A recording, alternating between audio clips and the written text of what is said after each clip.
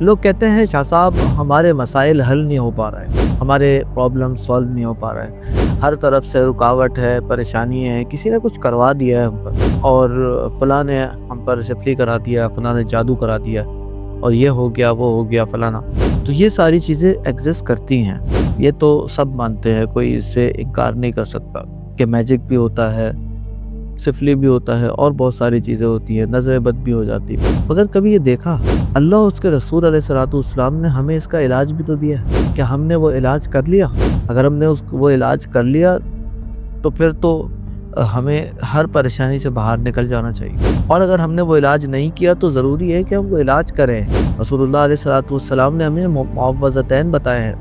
تاکہ تمام چیزوں سے باہر نکلیں، اور جب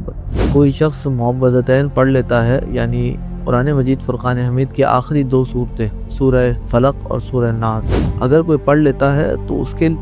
لیے تو ساری پریشانیاں دور ہو جاتی ہیں، اس کے تو سارے مسائل حل ہو جاتے ہیں۔ تو کوئی تو وجہ ہے نا کہ ہمارے مسئلے حل نہیں ہو رہے۔ ایک صاحب نے آ کے مجھ سے کہا کہ شاہ صاحب میں نے تو پڑھتا ہوں، میں تو ہر روز معوذتین پڑھ کے سوتا ہوں، پھر بھی صبح میں سے کام نہیں ہوتا۔ پھر مسئلہ یہ ہے کہ ہمارا جو لائف سٹائل ہے نا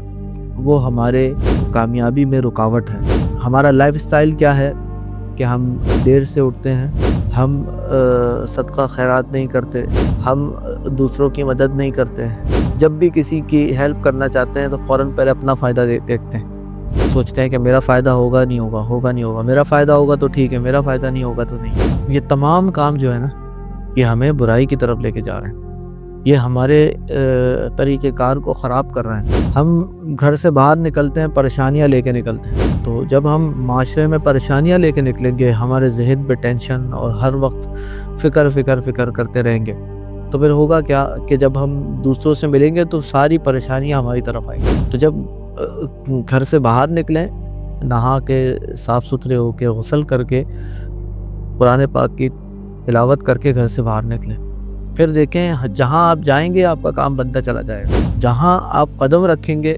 وہاں لوگ آپ کو ویلکم کرنے کے لیے پہلے سے تیار ہوں۔ تو یہ سلسلہ آپ کا یہ چلتا رہے گا اگر آپ اس لائف سٹائل کو صحیح کر سکتے ہیں۔ کتنے لوگ ہوتے ہیں کہ وہ لائف سٹائل کو صحیح کرنا ہی نہیں چاہتے،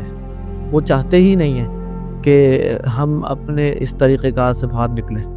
اور پھر کہتے ہیں پریشانیاں ہیں، مشکلات ہیں، یہ ہے۔ تو یہ ایک بہت بڑی چیز ہے، قرآن پاک کی تلاوت کریں تاکہ آپ کی روحانیت بڑھے۔ جیسی روحانیت بڑھتی ہے